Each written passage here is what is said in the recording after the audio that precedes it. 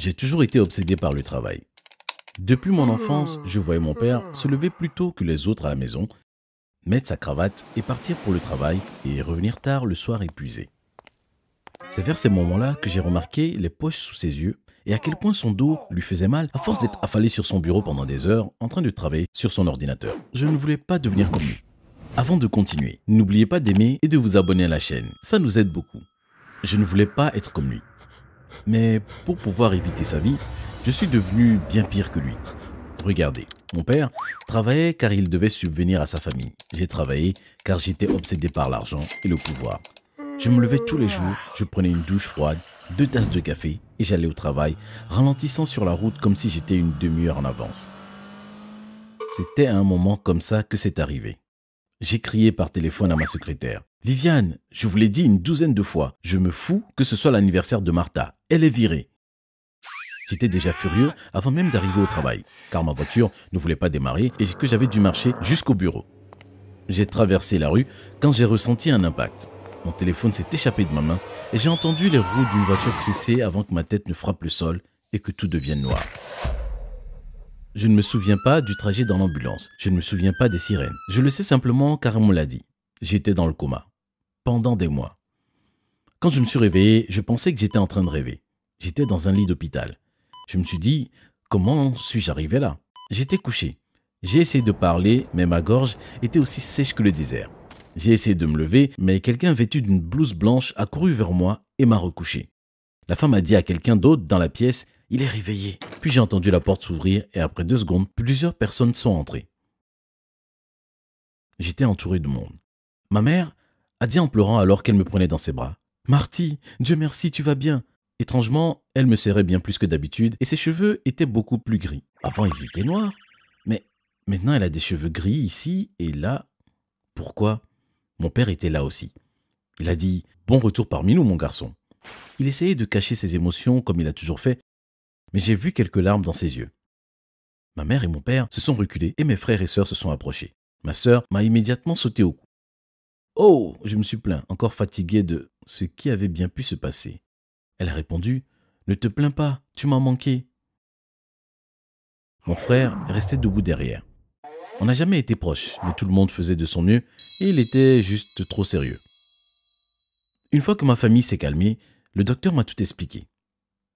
Elle a dit « Vous avez été percuté par une voiture et votre corps était déjà bien fragile, ce qui a causé de profondes blessures. Vous étiez dans le coma depuis 3 mois. » J'étais en état de choc. Combien de fois vous dit-on que vous avez passé 3 mois de votre vie dans le coma? Ou que vos choix ont peut-être endommagé votre corps au-dessus de la limite? Ils ont dit que le stress, les grandes quantités de caféine, le manque de sommeil, d'exercice, tout ça avait rendu mon corps faible. Puis être percuté par une voiture m'a totalement détruit. Ce que le docteur a dit ensuite a fait écrouler tout mon monde. Elle a dit « Nous pensons qu'il ne vous reste plus qu'1 mois à vivre, Monsieur Davis. » Comme si elle ne venait pas de mettre en pièces mon existence. Elle a expliqué que mon corps ne se régénérait pas bien, qu'ils avaient fait tout ce qu'il était possible, mais que rien ne marchait, que mon corps se détruisait de l'intérieur et qu'il n'y avait plus rien à faire. Ils m'ont demandé si je voulais un traitement plus poussé, si je voulais rester à l'hôpital pour essayer plus de choses, pour me soigner. Mais pour la première fois de ma vie, j'ai abandonné. Je n'avais aucun contrôle et tout ce que je voulais était quitter ce maudit hôpital. Dès que je suis sorti, ou du moins dès que je me suis traîné à l'extérieur, j'ai enfin pu respirer. J'ai appelé ma secrétaire Viviane. Il était autour de 2 heures du matin, mais je savais qu'elle décrocherait comme elle a toujours fait. 1 heure après, j'ai récupéré Viviane à son appartement. C'était un petit immeuble qui semblait prêt à s'écrouler. Elle avait pris une mallette et puis elle s'est assise sur le siège passager. Elle continuait à me demander où nous allions et pourquoi je ne répondais pas à ses questions. Je lui ai donné des réponses ouvertes sans vouloir lui expliquer pour le moment. Je pouvais voir qu'elle était frustrée. On était sur la voie rapide depuis au moins 20 minutes quand elle a attrapé le volant de mes mains et nous a fait dévier hors de la route. J'ai crié « Qu'est-ce que tu fais? Tu es folle ou quoi ?» Elle a crié à son tour « Et toi? Explique ce qui se passe maintenant !» Elle ne m'avait jamais parlé comme ça avant. J'étais pris de court. Avant même que je me rende compte, je me tirais les cheveux en criant. J'ai crié « Je suis en train de mourir !» J'ai ouvert la portière et je suis sorti. Mes genoux ont fléchi. Je voulais juste me coucher par terre et crier. Viviane est sortie de la voiture et a demandé à savoir ce qui se passait. J'ai crié « Viviane, je vais mourir, je n'ai plus qu'un mois à vivre, j'ai foiré ma vie !»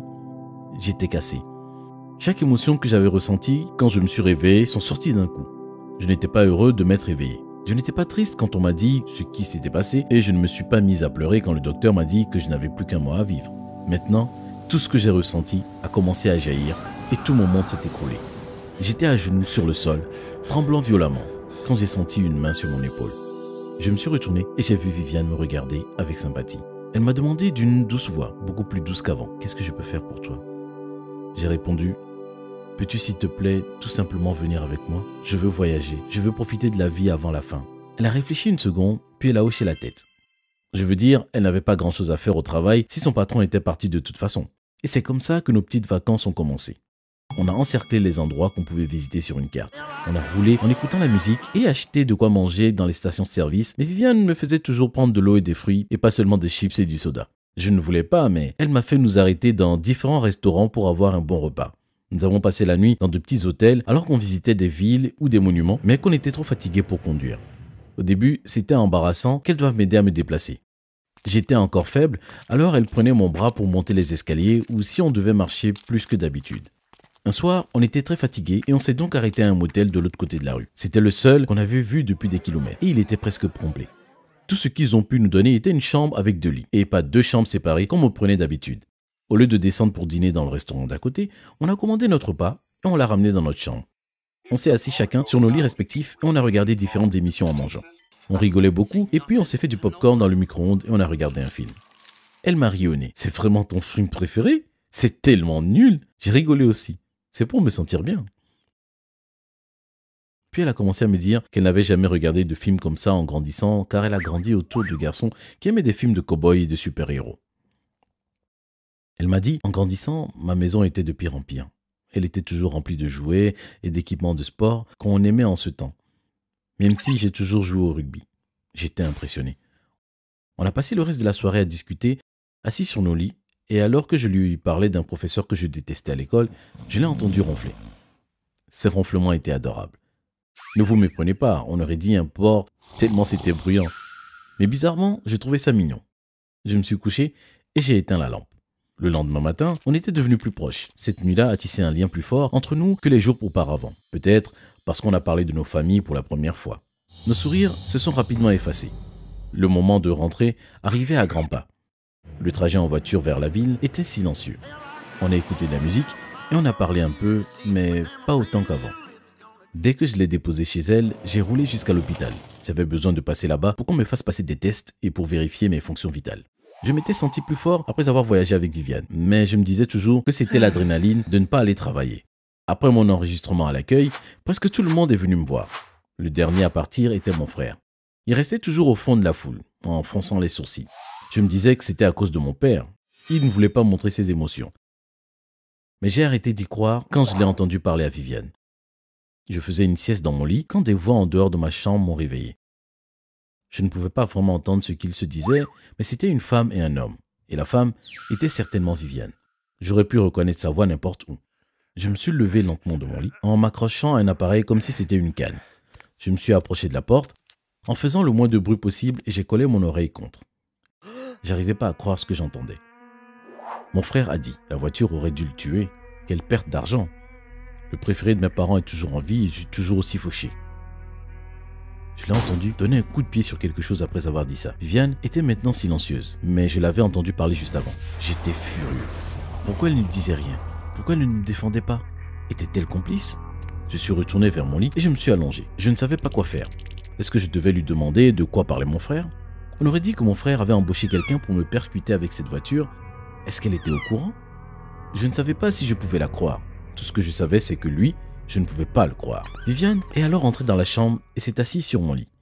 Elle a essayé de me parler un peu, mais je lui ai donné de courtes réponses. Et puis j'ai allumé la télé pour lui montrer que je n'étais pas d'humeur à discuter. Elle semblait blessée. Elle a dit « Ok ». Puis elle a pris son sac et est sortie de ma chambre. J'ai failli la retenir. Le lendemain, Viviane et ma famille sont revenus pour avoir les résultats de mon test. Mon docteur est entré et a souri quand elle a vu que tout le monde la regardait comme s'ils attendaient une barre chocolatée. Elle a dit « Son corps s'améliore. Il va s'en sortir. » Ma mère est presque tombée dans les pommes quand elle a entendu ça. Mon père a dû le retenir. On était tous fous de joie. J'avais l'impression d'être pardonné. 2 jours plus tard, j'étais libre. Ma famille m'attendait sur le parking alors que mon père prenait mes affaires et j'étais prêt à m'installer dans la voiture. Mon frère était là, fronçant les sourcils comme toujours. Et c'est là que j'ai décidé de raconter la vérité devant tout le monde. Je lui ai dit « Tu ne leur as pas dit, Jack ?» Il a répondu « Quoi ?» J'ai alors dit « Que tu as embauché quelqu'un pour me percuter avec cette voiture ? Tu voulais me tuer pour prendre mon boulot. » Ma famille s'est tournée vers lui. Ses yeux bougeaient de tous les côtés. Et puis j'ai vu ses mains se fermer et il a commencé à foncer vers moi. J'allais éviter quand Viviane est apparue de derrière ma sœur et l'a taclé au sol. Il s'est roulé de douleur pendant que ma sœur a appelé quelqu'un pour l'arrêter. Viviane a souri. Je t'avais dit que je faisais du rugby. Mon frère a ricané. « Viviane, espèce de traître !» Viviane s'est accroupie à côté de lui et lui a dit « Ton frère est adorable. Qu'est-ce qui te fait croire que je veux lui faire du mal ?» Mon frère lui a crié dessus en serrant son estomac. « On avait un deal !» Viviane a alors répondu. « Le deal est annulé. Tu es malade. » J'ai senti une chaleur convahir mon corps. Je ne savais pas ce qui m'arrivait, mais je me suis approché d'elle et je l'ai prise dans mes bras. Elle était tendue au début à cause de la surprise, puis elle a aussi serré ses bras autour de moi et j'avais l'impression que mon cœur allait exploser. J'avais une nouvelle chance de vivre et je savais exactement ce que je voulais faire en premier. Je voulais faire tout ce qu'il faut pour que Viviane tombe amoureuse de moi et j'ai commencé à lui demander de sortir avec moi.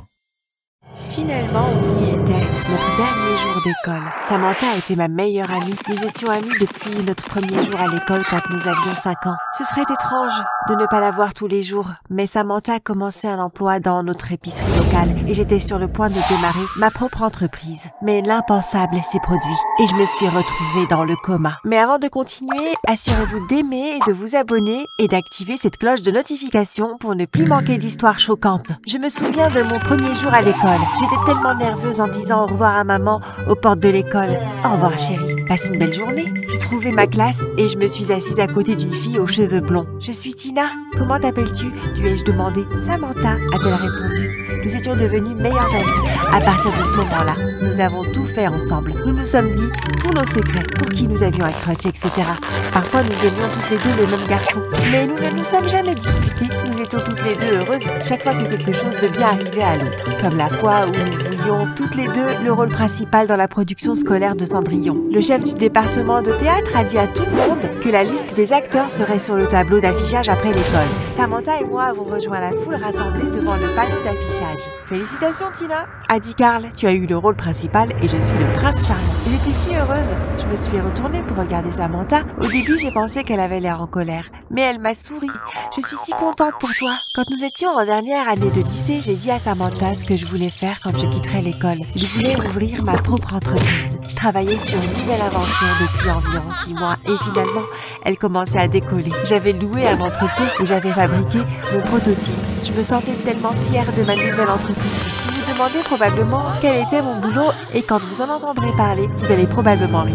J'avais inventé une chaussure en forme de pizza. Tous les soirs après l'école, j'allais à l'entrepôt et travaillais à la production. Quand Samantha et moi sommes sortis des portes de l'école pour la dernière fois, je t'appellerai quand je rentrerai à la maison, Samantha. Je vais à l'entrepôt. D'accord, a dit Samantha. Alors qu'elle partait en courant pour prendre le bus, j'ai travaillé sur ma chaussure en forme de pizza pendant quelques heures. J'en étais tellement contente. C'était exactement ce que j'avais imaginé. J'ai grimpé l'échelle pour la ranger en toute sécurité, mais en atteignant le sommet, je me suis soudainement sentie étourdie. Tout est devenu noir et je suis tombée de l'échelle, me cognant la tête contre le sol. C'est comme ça que j'ai fini à l'hôpital, dans le coma. Pendant 3 ans, bien sûr, je n'en savais rien. Ma pauvre famille a pris le relais, à tour de rôle. Ils ne m'ont jamais laissée seule. Quelqu'un était toujours à mon chevet, au cas où je me réveillerais. Je pouvais entendre des voix autour de moi. J'entendais aussi des bips de machines. J'ai ouvert les yeux. La lumière était si brillante qu'elle m'a éblouie. Docteur, docteur, Tina se réveille. J'ai reconnu la voix. C'était ma maman qui parlait. Je l'ai regardée et souri. C'est là que maman m'a tout raconté. J'étais dans le coma depuis 3 ans. Maman m'a raconté comment ils étaient allés à l'entrepôt à ma recherche quand je ne rentrais pas à la maison. Ils m'avaient trouvé allongée sur le sol. J'étais inconsciente. Ils m'ont amenée à l'hôpital. Les médecins les avaient prévenus que je ne me réveillerais peut-être jamais. Mais ils n'ont jamais renoncé à espérer un miracle. Je n'arrivais pas à le croire. Mais qu'en est-il de mon entreprise? Je venais juste de commencer. Maman m'a dit que je n'avais rien à craindre. En fait, j'avais beaucoup de raisons d'être heureuse. Pendant que j'étais dans le coma, maman et papa avaient continué mon idée d'entreprise. C'était un énorme succès. Tout le monde portait mes chaussures en forme de pizza. Ils avaient mis tout l'argent sur mon compte bancaire pour moi et maintenant, j'étais très riche. Finalement, j'ai pu quitter l'hôpital. J'avais hâte de me rendre au travail. Mais les médecins m'avaient dit que je ne pouvais pas me précipiter dans quoi que ce soit. J'avais encore besoin de me reposer. C'est environ 3 semaines plus tard que j'ai finalement repris la direction de l'entreprise, de maman et papa. Au début, tout allait bien, puis les choses ont commencé à mal tourner. Je ne pouvais pas le comprendre. Je dirigeais les choses exactement comme maman et papa l'avaient fait, mais nous perdions de l'argent. Mais ensuite, ça a empiré de plus en plus. Les ventes chutaient et je savais que si les choses ne changeaient pas rapidement, l'entreprise ferait faillite. Ça n'avait aucun sens. Qu'est-ce que je faisais de mal? J'ai demandé à papa et maman de me rencontrer à l'entrepôt. Pour le bien de l'entreprise, je dois démissionner, leur ai-je dit. Pouvez-vous reprendre la direction de l'entreprise, s'il vous plaît? Bien sûr, a dit maman. Et tu auras un petit pourcentage des bénéfices, a dit papa, assez pour que tu puisses en vivre. J'ai trouvé une petite maison. C'était tout ce que je pouvais me permettre avec l'argent que je recevais de l'entreprise. La maison était délabrée et ce n'était pas dans un très beau quartier. Mais ça irait. Je ne quittais tout simplement pas la maison le soir. Ce n'était pas un endroit sûr pour une fille de sortir la nuit seule. Des mendiants bordaient les rues et des sans-abri dormaient sous les porches de porte. C'était en fait assez déprimant. Je me suis assise à regarder la télévision un soir quand mon téléphone a bipé. C'était un message de Samantha. Je ne l'avais pas revue depuis que j'avais arrêté de travailler dans mon entreprise. Chaque fois qu'elle me proposait de me rencontrer, je réussissais à trouver une excuse. Je lui disais que j'étais occupée ou que je ne me sentais pas très bien. Ce message était le même que tous les autres. Elle voulait venir me voir, mais je ne pouvais pas la laisser voir comment je vivais. J'avais tellement honte. J'ai ignoré son message, mais elle a commencé à m'appeler. Je savais que je ne pourrais pas la repousser pour toujours. Finalement, j'ai répondu à son appel. Tina, enfin! J'essaie de te contacter depuis des lustres, a dit Samantha. Je viens te voir. J'ai donné l'adresse à Samantha et je lui ai dit de venir. Environ 30 minutes plus tard, quelqu'un a frappé à la porte. Je l'ai ouvert et j'ai vu Samantha se tenir là. Entre. Samantha entra et regarda autour d'elle avec étonnement. « Pourquoi vis-tu comme ça ?» a-t-elle demandé. « Tu as une énorme entreprise qui rapporte beaucoup d'argent. » J'ai expliqué à Samantha que j'avais démissionné de mon entreprise. Je lui ai raconté comment, depuis que j'avais pris la direction, tout s'était dégradé. Elle m'a regardé tristement. « J'ai une confidence à te faire, Tina. » a dit Samantha. Je ne voulais rien dire parce que je sais que tu es proche de ta maman et de ton papa. Mais maintenant que je vois comment tu vis, je dois te le dire. Quand tu dirigeais l'entreprise, tes parents faisaient exprès de saboter les ventes. Ils voulaient que l'entreprise leur revienne. Cela pourrait-il être vrai? Mes parents me feraient-ils vraiment ça? Mais il n'y avait pas d'autre explication. Je savais ce que j'avais à faire. Je voulais me venger et je savais exactement comment j'allais faire. Ce que mes parents ne savaient pas, c'est que pendant que je travaillais sur mon entreprise de chaussures en forme de pizza, je travaillais également sur une autre idée d'entreprise. J'allais me développer dans des chaussures en forme de fruits. J'affronterais mes parents avec une entreprise rivale. J'ai commencé à travailler sur ma nouvelle ligne, des chaussures en forme de banane, des chaussures en forme de pomme et d'orange aussi. J'ai trouvé un nouvel entrepôt de l'autre côté de la ville et j'ai ouvert ma nouvelle entreprise. Il ne fallut pas longtemps avant que tout le monde porte mes nouvelles chaussures en forme de fruits. Personne ne voulait de chaussures en forme de pizza à présent. Les chaussures de fruits étaient la dernière tendance. Je savais que j'avais ruiné l'entreprise de mes parents, mais ils le méritaient. J'ai réussi à nouveau et j'avais une personne à remercier pour cela. Ma meilleure amie, Samantha. Si elle ne m'avait pas dit la vérité, je n'aurais pas ouvert ma nouvelle entreprise. J'ai décidé de l'emmener dîner et lui ai demandé de me rencontrer pour le dîner ce soir-là. Samantha était assise à une table. Pour quelle occasion? A-t-elle demandé pendant que je m'asseyais à côté d'elle. Je voulais t'offrir un dîner pour te remercier. Je n'aurais jamais ouvert une autre entreprise. Aujourd'hui, j'ai encore plus de succès qu'avant et mes parents en payent le prix.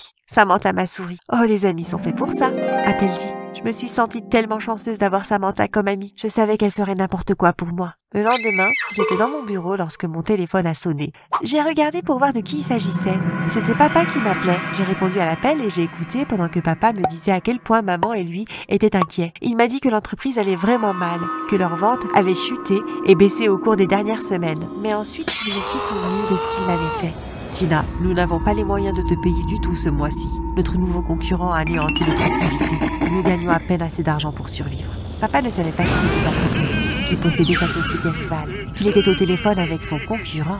C'est pas grave, papa, je comprends, ai-je dit. Quand j'ai posé le téléphone, j'ai ri de moi-même. Qui se soucie si je ne reçois pas d'argent de mes parents? J'avais ma propre entreprise prospère maintenant. Quelques jours plus tard, j'étais dans mon entrepôt à travailler sur un autre design de chaussures de fruits. Lorsque mon assistant est venu et a frappé à la porte de mon bureau. « Il y a quelqu'un qui veut te voir », a-t-elle dit. « Ok, fais-les rentrer », ai-je répondu. J'ai levé les yeux et j'ai été choquée de voir mes parents se tenir dans l'embrasure de la porte. Mais ils avaient l'air encore plus choqués Qu'est-ce que tu fais là, Tina? A demandé maman. Ne me dis pas que tu as un travail chez notre concurrent. Non, ai-je dit, je ne travaille pas pour votre concurrent. Je suis votre concurrent.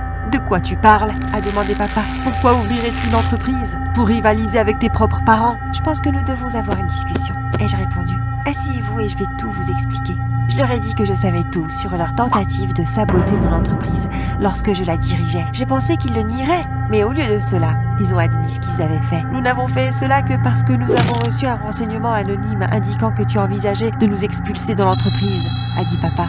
Mais je n'aurais jamais fait ça. Et je dis, si ce n'était pas pour vous deux, je n'aurais même pas d'entreprise. Tu dois nous croire, a dit maman. Écoute, j'ai toujours le message, je vais te montrer. Maman a ouvert son téléphone et m'a montré le message. C'était vrai, quelqu'un avait envoyé un faux message en leur disant que j'avais l'intention de les congédier. Mais qui ferait ça? J'ai regardé le numéro à partir duquel le message avait été envoyé et mon cœur s'est glacé. Je sais à qui est le numéro.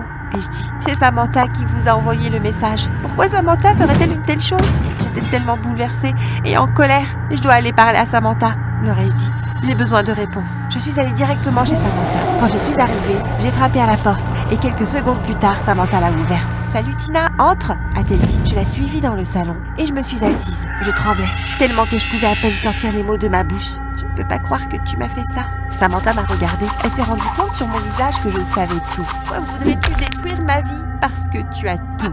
Tu avais les garçons que j'aimais. Tu avais de meilleures notes que moi. Tu as ta propre entreprise. Tu ne fais que travailler 8 heures par jour dans un travail minable. Je voulais juste que tu saches ce que ça fait d'échouer. Juste pour une fois dans ta vie. J'avais pensé qu'elle voulait le meilleur pour moi. Eh bien, j'avais tort. Je suppose que les liens du sang sont vraiment les plus forts. Bonjour, je m'appelle Amy, j'ai 19 ans et jusqu'à récemment ma vie était parfaite. Et j'étudiais pour devenir avocate. C'était le métier de mes rêves. Tout se passait comme je l'avais toujours voulu, jusqu'au jour où je suis tombée dans le coma et où je me suis réveillée, mariée à un étranger. Mais avant que je ne continue, assurez-vous que vous aimez, que vous vous abonnez et activez la cloche de notification pour ne plus manquer d'autres histoires folles. J'ai toujours voulu être avocate depuis que je suis toute petite. Vous voyez, mon père était avocat, c'était le meilleur père du monde. Je voulais être comme lui. Je regardais tous les programmes criminels à la télévision et je rêvais de me retrouver un jour dans cette salle d'audience, dans l'équipe du ministère public. J'ai été acceptée à l'université où mon père était allé. J'avais toujours tout prévu. J'ai adoré mes jours à l'université. J'y avais beaucoup d'amis et étudier était tellement amusant. J'ai adoré les conférences. Mes amis trouvaient amusant que j'assiste à toutes les conférences ou à tous les événements possibles. C'est comme ça que j'avais rencontré James. James était mon petit ami. Il était grand et beau et avait de grands yeux marrons. La nuit où j'ai rencontré James était une nuit froide et venteuse. Il pleuvait et j'ai failli ne pas aller à l'événement. Il aurait été tellement plus agréable de rester à la maison avec une tasse de chocolat chaud, mais j'étais déterminée à être la meilleure avocate possible. Alors j'ai fait l'effort et je suis allée à l'événement. James se tenait dans un coin quand je suis arrivée. Je l'ai tout de suite remarqué. Je me suis demandé qui il pouvait être. J'allais bientôt le savoir. James était l'orateur de l'événement. Il était avocat avec l'un des plus grands cabinets de notre ville. Il avait beaucoup de succès et tout le monde l'admirait. Après son discours, je suis allée le voir et je me suis tenue près de lui, en espérant qu'il me remarquerait. Finalement, il s'est retourné et m'a souri.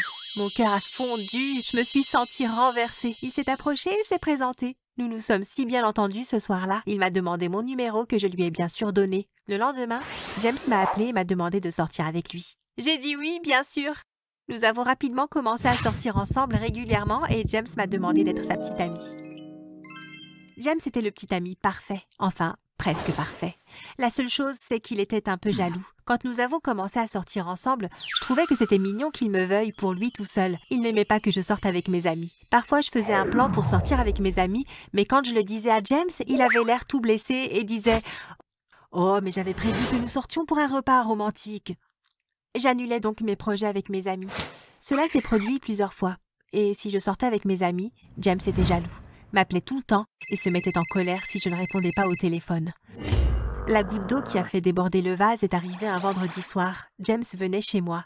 Il avait sa propre clé, alors je lui ai dit que je le verrais là-bas, après avoir fini à l'université. Nos conférences se sont terminées tôt ce jour-là, alors j'étais impatiente de rentrer chez moi et de faire une surprise à James. J'ai ouvert la porte en silence et je suis entrée dans ma chambre. J'ai été choquée de voir que James était assis devant mon ordinateur. Il fouillait dans tous mes mails, vérifiait mes photos. J'avais toujours su que James était un peu jaloux, mais je ne pensais pas qu'il me ferait ça. « Qu'est-ce que tu fais ?» ai-je crié.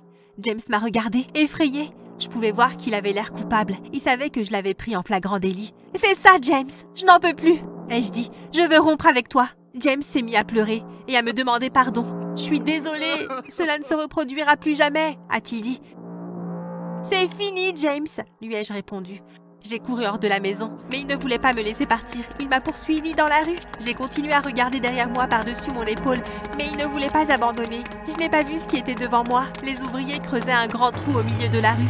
J'ai couru en avant et je me suis soudain sentie tomber. Je me suis cogné la tête avec un bruit sourd et c'est la dernière chose dont je me souviens. Je m'étais fait très mal. Je suis tombée dans un coma profond. On m'a emmenée à l'hôpital et on m'a branchée à un tas de machines différentes, toutes bipant et bourdonnant et faisant de leur mieux pour me garder en vie. Mes parents sont venus à l'hôpital. Maman pleurait et papa avait l'air malade et inquiet. Les médecins m'ont expliqué que j'étais dans le coma, que mon corps avait besoin de temps pour se réparer. Ils ne savaient pas si je me réveillerais un jour. James est venu à l'hôpital. Quand il a vu mes parents, il s'est mis à pleurer. Il leur a dit que nous avions été si heureux. En fait, il m'avait demandé en mariage ce soir-là et j'avais dit oui. Il a dit à mes parents qu'il voulait juste être mon mari. Mes parents étaient d'accord avec lui. Ils ont dit que si j'avais dit oui, ils donneraient leur bénédiction. C'est alors que James a élaboré son plan. Il a dit à mes parents qu'il avait entendu parler d'une personne qui se mariait avec l'amour de sa vie alors qu'ils étaient dans le coma. Maman avait l'air un peu surprise, mais papa, qui est avocat, a dit que oui, c'est possible. Alors ils ont commencé à faire des projets. Maman est sortie et m'a acheté une belle robe blanche. James est allé acheter les bagues. Le grand jour est arrivé. Le jour de mon mariage, ils ont organisé la venue d'un pasteur à l'hôpital. Maman était assise là, le sourire aux lèvres avec son plus beau chapeau. Papa avait une larme à l'œil quand il a dit qu'il était d'accord pour que James épouse sa fille. Après ça, James ne m'a jamais quittée. Les semaines ont passé, rien n'a changé. Jusqu'au jour où j'ai soudain pris conscience du bruit. J'entendais le bourdonnement des machines. J'ai cligné des yeux et j'ai levé la tête pour voir que j'étais entourée de médecins et d'infirmières qui souriaient. Ils semblaient tous si heureux de me voir. J'étais confuse. Où étais-je? Que se passait-il? J'ai essayé de m'asseoir, mais le médecin m'a dit « C'est bon, reposez-vous, vous êtes à l'hôpital. Vous avez été dans le coma pendant très longtemps. » Les infirmières me mettaient à l'aise dans mon lit quand l'une d'elles a dit « Voulez-vous voir votre mari maintenant ?»« Quoi? Mon mari? De quoi parlait-elle » ai-je pensé. Puis un homme est entré dans la pièce. C'était un parfait étranger pour moi. Je n'avais aucune idée de qui il était. Mais apparemment, nous étions mariés. « Salut, je suis James, ton mari, » a-t-il dit. Les médecins lui avaient dit que je ne me souviendrais peut-être pas de tout ce qui s'était passé avec mon accident. James m'a dit à quel point nous étions heureux. Il m'a dit que nous avions eu une vie merveilleuse ensemble. Nous n'avons jamais passé un jour séparés. Nous n'avions besoin que l'un de l'autre. Je l'ai cru, car pourquoi ne l'aurais-je pas fait? Toutes les infirmières m'ont dit combien il m'a été dévoué alors que j'étais dans le coma. Je savais que je devrais être heureuse, mais je ne pouvais pas m'empêcher de sentir que quelque chose n'allait pas. Un matin, je me suis réveillée d'un rêve vraiment étrange. Dans mon rêve, James et moi nous disputions. Ce n'était pas possible. James m'avait dit que nous ne nous étions jamais disputés. Les rêves venaient plus souvent. Ils étaient tellement vrais que je me suis demandé s'il pouvait me montrer comment la vie avec James avait vraiment été. Puis j'ai compris en un clin d'œil. Je m'en suis souvenue. Je savais que James mentait. Je me suis rappelé combien il avait été jaloux avec moi. Quand James est arrivé à l'hôpital, je lui ai dit que je savais tout. Ma mémoire était revenue. « C'est ça, James. » Je lui ai dit. « C'est fini. Je sais que tu m'as piégé. » James s'est levé en colère. « Tu es ma femme, » dit-il en sifflant. « Si tu en parles à quelqu'un, je dirai à tout le monde que tu as triché à tous tes examens d'avocat. Je leur dirai que je t'ai donné toutes les réponses parce que je suis l'un des meilleurs avocats de la ville. » Je savais que c'était vrai, que je devais rester avec James ou que je perdrais la carrière dont j'avais toujours rêvé. J'ai quitté l'hôpital et je suis retournée à ma vie. Je voulais que James pense que j'avais accepté son accord. J'ai fait semblant que nous étions vraiment heureux ensemble, mais en secret, j'étais malheureuse à l'intérieur. Il fallait que je trouve un plan pour sortir de ce mariage. Mais que pouvais-je faire? James ne me laisserait jamais partir. J'ai décidé que je chercherais quelque chose à lui reprocher. Dès que j'en ai eu l'occasion, j'ai mis la main sur son téléphone et j'ai commencé à lire ses vieux messages. J'espérais trouver quelque chose que je pourrais utiliser contre lui, mais je ne m'attendais pas à découvrir la raison de sa jalousie. Il y avait beaucoup de messages d'une fille nommée Sarah.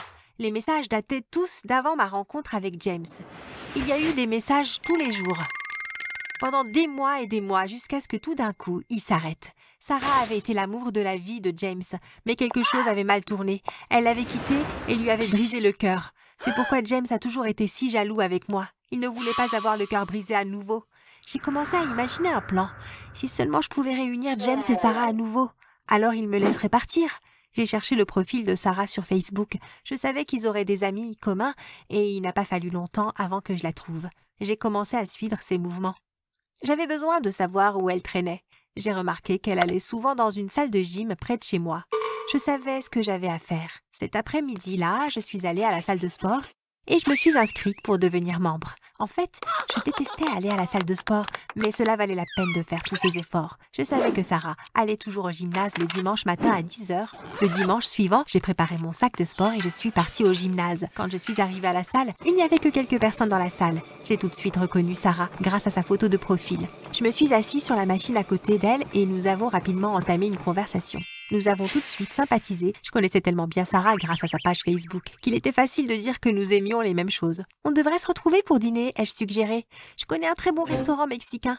Oh, j'adore la nourriture mexicaine, Sarah sourit. Pourquoi pas vendredi prochain à 8h, lui ai-je demandé.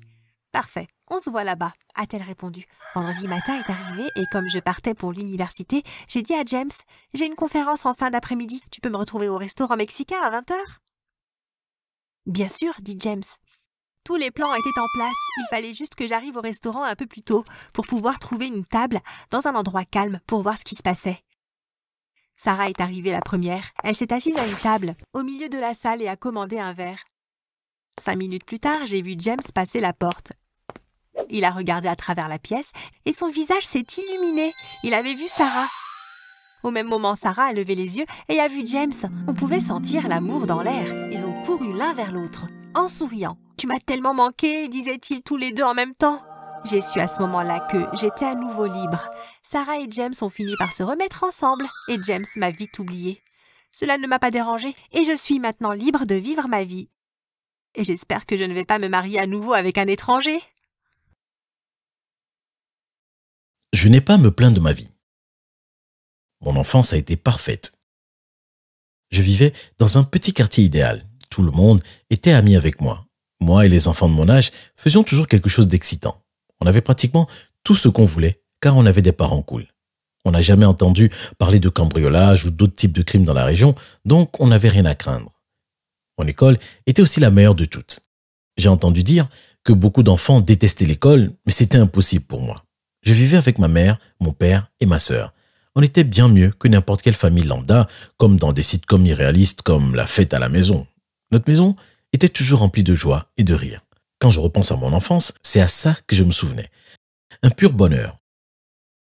Jusqu'à la pire soirée de ma vie. Mais avant que je continue, n'oubliez pas d'aimer la vidéo et de vous abonner à cette chaîne. Ça vous empêchera de passer une soirée aussi horrible que celle qui a changé ma vie à tout jamais. Quand j'avais 10 ans, j'étais assis dans le salon, en train de jouer à ma nouvelle console DS quand j'ai pu sentir le sol trembler. Je me disais que c'était peut-être mon imagination, mais après quelques secondes, j'ai su que c'était vrai. Ma maison a commencé à trembler violemment. Les livres sont tombés des étagères et les meubles ont commencé à bouger. J'étais terrifié, tellement terrifié que je ne pouvais plus bouger. J'étais complètement figé. Tout ce que je me souviens après ça, c'est d'avoir vu le lustre tomber du plafond droit sur ma tête. Tout est devenu noir. « Darren, Darren !» j'ai entendu ma mère crier. Je voulais lui répondre pour lui dire que je l'entendais, mais je ne pouvais pas. Je pouvais seulement entendre les sons autour de moi. Quand j'ai essayé de parler, rien ne s'est passé. J'ai commencé à entendre des sirènes, puis j'ai senti quelqu'un me porter et j'ai été placé sur un brancard. Ma mère, mon père et ma petite sœur étaient en train de pleurer. La chambre d'hôpital était froide et j'avais peur de ne rien pouvoir voir. J'ai plusieurs fois essayé d'ouvrir mes yeux, mais c'était impossible. J'ai essayé de m'endormir parce que si je ne pouvais pas répondre à qui que ce soit ou discuter, alors le mieux pour moi était d'être endormi. À chaque fois que je me réveillais et que je commençais à entendre des bruits autour de moi, j'essayais de me rendormir. Entendre des personnes pleurer sur mon sort était tout simplement trop déprimant pour moi. Les docteurs ont dit ne pas savoir si je survivrais et les infirmières venaient et disaient que c'était triste que je ne puisse pas profiter de mon enfance comme un garçon normal. Je ne suis pas sûr de combien de temps je suis resté là-bas, mais un jour, j'ai senti des personnes déplacer mon corps sur un brancard une fois de plus. On ne pense pas qu'il se réveillera un jour de ce coma. C'est peut-être mieux si vous voulez le ramener chez vous. A dit une voix masculine. Cette situation est tellement triste, mais on aimerait ramener notre fils chez nous. On prendra bien soin de lui. m'a dit ma mère. Après un long trajet et quelques secousses, j'ai finalement senti les draps doux de mon lit et je sentais l'odeur familière de ma chambre. J'étais à la maison. Je me sentais plus à l'aise ici, mais je souhaitais profondément me réveiller et retourner à la vie normale. Je pouvais toujours entendre ce qui se passait autour de moi. D'une manière ou d'une autre, mes parents avaient réussi à avoir tout ce qui était nécessaire pour s'occuper de moi. J'étais nourri par intraveineuse plusieurs fois par jour et à chaque fois, c'était ma mère qui le faisait. Elle me parlait de sa journée et me parlait de ce que les enfants faisaient à l'école. Ma petite sœur Jaïda venait aussi me parler tous les matins. Elle commençait toujours avec la même chose. Grand frère, tu me manques. J'espère que tu peux m'entendre. Je n'ai personne à qui parler et j'aimerais tellement que tu puisses répondre. Elle me parlait de ses amis à l'école et à quel nouveau jeu elle jouait avec ses poupées. Pendant quelques mois, c'était aussi simple que ça. Mais c'est alors que mes parents ont commencé à beaucoup de se disputer. Ça coûte trop cher de le garder ici. Je pense qu'on ferait mieux de le ramener à l'hôpital, a dit mon père un soir. C'est notre fils. Je le veux ici avec nous. Comment peux-tu dire quelque chose comme ça? A répondu ma mère furieuse. Je comprends, mais ça n'est pas facile pour toi. Tu n'es pas celle qui paie les factures. Tu as quitté ton boulot pour t'occuper de Darren et maintenant je dois m'occuper de toutes les dépenses. On n'a pas les moyens. Il a dit avant de sortir de la pièce. Mes parents se disputaient tous les jours et c'était toujours à propos de l'argent. Et ce n'était pas le pire. Un soir, après que tout le monde soit parti au lit, ma mère est venue dans ma chambre pour voir comment j'allais. Son téléphone a sonné et elle a décroché immédiatement. Elle avait mis sur le haut-parleur. « Salut, pourquoi tu m'appelles si tard ?» elle a demandé. « Je voulais savoir comment Darren allait. Est-ce qu'il va bien ?» a dit une voix masculine que je n'avais jamais entendue auparavant. Qui est-ce que ça pouvait bien être? « Il va bien, je viens juste voir comment il va. Ne t'inquiète pas, tu le verras bientôt, » a répondu ma mère avant de raccrocher. Qui c'était? Pourquoi est-ce qu'il voulait me voir? Ça n'avait pas de sens et ça m'ennuyait beaucoup de ne pas pouvoir poser ces questions. J'avais besoin d'avoir des réponses. J'ai essayé de faire ce que je faisais toujours quand j'étais dans cet état. Je me suis endormi. Mes parents ont continué à se disputer et ma petite sœur m'a dit un soir que ça la rendait triste. J'aurais aimé pouvoir la prendre dans mes bras et lui dire que tout allait bien se passer. Un matin, après que mon père soit parti au travail, j'ai entendu quelqu'un sonner à la porte. Peu après, j'ai entendu des bruits de pas et puis j'ai entendu la porte de ma chambre s'ouvrir. « Le voici », a dit ma mère. « Je n'arrive pas à croire que je le vois enfin », a répondu une voix masculine. J'ai reconnu la voix comme étant la même que celle du téléphone la dernière fois. « Est-ce que tu penses qu'il va se réveiller un jour? J'aurais aimé pouvoir lui parler et qu'il puisse me répondre. Je suis tellement triste d'avoir été toutes ces années ensemble. » a-t-il dit. Sa voix commençait à trembler. « Eh bien, tu peux lui parler? Peut-être qu'il peut t'entendre, je n'en suis pas sûr. Parfois, j'ai l'impression qu'il nous entend. J'imagine que ça vaut le coup d'essayer, » a répondu ma mère. L'homme s'est approché de moi et a tenu ma main. « Fiston, je suis tellement désolé qu'on se voit dans ces conditions. J'ai entendu parler de toi quand tu avais 6 ans et je ne voulais être une nuisance pour toi.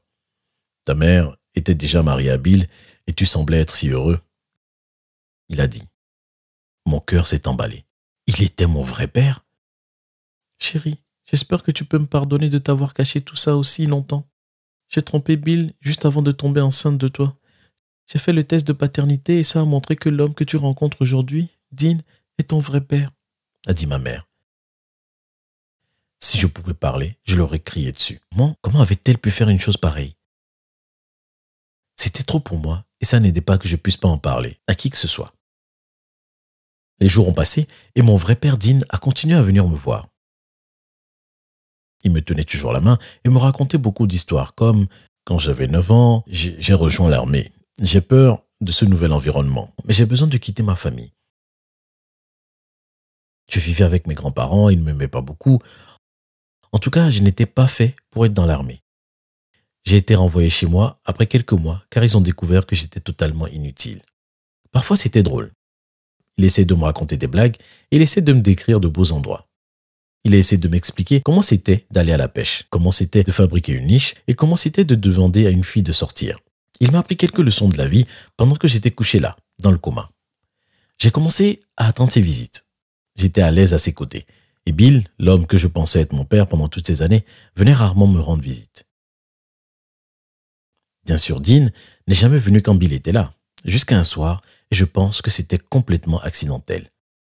Bill était à un voyage d'affaires, et il n'était pas supposé revenir avant plusieurs jours. Dean avait demandé à ma mère s'il pouvait passer la nuit ici et elle a accepté. Il était assis à côté de mon lit à me raconter une autre histoire passionnante quand j'ai entendu des mouvements en bas de l'escalier. « Chérie, je suis rentré !» C'était Bill. J'ai entendu Bill dire. Il est monté à l'étage et a jeté un coup d'œil dans ma chambre. « Qui êtes-vous et qu'est-ce que vous faites dans la chambre de mon fils ?» a-t-il demandé. « En fait, c'est mon fils », a répondu Dean. « Écoutez, je ne sais pas qui vous êtes, mais vous feriez mieux de sortir de chez moi avant que j'appelle la police », a dit Bill en criant. « Les gars, ne vous battez pas. Je peux tout expliquer. Bill, je suis désolé de t'en avoir jamais parlé, mais il a raison. Dean est le père biologique de Darren. Il vient nous voir presque tous les jours depuis ton départ. Je ne t'ai rien dit car je savais que tu serais furieux, » a dit ma mère en essayant de tout arranger. Ces mots ont eu l'effet inverse. Après ça, j'ai entendu des choses se briser et ma mère crier « Arrête, arrête, arrête s'il te plaît !» Le bruit a continué pendant quelques minutes avant de s'arrêter complètement. « Oh Seigneur, Dean, non, regarde ce qu'il t'a fait !» a dit ma mère avant de sortir en courant de la chambre. Puis j'ai entendu les sirènes et encore plus de sirènes. Plus tard, j'ai découvert que Bill avait frappé mon père biologique tellement fort qu'il a été arrêté pour agression. Ma mère m'a expliqué qu'il serait en prison pendant quelques années. Dean a arrêté de venir, mais j'ai compris que c'était parce qu'il était à l'hôpital pour se faire soigner de l'agression. Ma mère est venue à mes côtés un soir en pleurant. « Ton père est en prison. J'ai besoin de trouver un boulot pour m'occuper de toi. Je me sens tellement impuissante. Personne vers qui me trouver. Je veux juste que tu saches que je t'aimerai toujours. » Le lendemain matin, elle est venue me donner le petit déjeuner et quand j'ai entendu sa voix de nouveau, c'était le soir. Elle m'a dit avoir trouvé un boulot dans une petite épicerie, mais qu'elle ne gagnait pas assez d'argent pour s'occuper de moi et de ma sœur. On aurait dit que chaque jour qui passait était de pire en pire. Parfois, elle oubliait de me nourrir et j'étais oublié, seul dans mon lit. Alors que je commençais à perdre espoir, j'ai entendu la voix de ma mère. « Darren, ton père va mieux. Il a déménagé en Australie, mais il a déposé ta garde. Je n'ai pas d'autre choix que d'accepter, car je n'ai pas assez d'argent pour m'occuper de toi. Je suis tellement désolé de ne pas avoir pu te donner une meilleure vie. Je te promets qu'on sera de nouveau ensemble dans le futur, mais pour le moment, sois fort. Je suis sûr que ton père prendra soin de toi. » Je voulais pleurer, mais je ne pouvais pas. Quelques jours après, j'ai senti des personnes déplacer mon corps. J'ai senti que j'étais dans un avion. Et puis j'ai senti des gens me faire sortir et traverser l'aéroport. Je me suis endormi car tous ces bruits et ces secousses étaient insupportables. J'ai dormi encore et encore. Et quand je me suis réveillé, tout était différent. J'ai ouvert les yeux et j'ai regardé autour de moi. Oh mon Dieu, je me suis dit, ce n'est pas un rêve. Mes yeux sont vraiment ouverts. Papa, j'ai dit. Dean est venu vers moi en courant. Tu t'es réveillé, je n'arrive pas à y croire. Je suis tellement content, a-t-il crié. Sa femme et ses 3 enfants sont tous venus me voir en criant. Fiston, bienvenue dans notre famille. On espère que tu aimeras vivre avec nous, a-t-il dit. Ma vie était sur le point de changer, mais j'étais heureux d'être enfin réveillé de mon coma.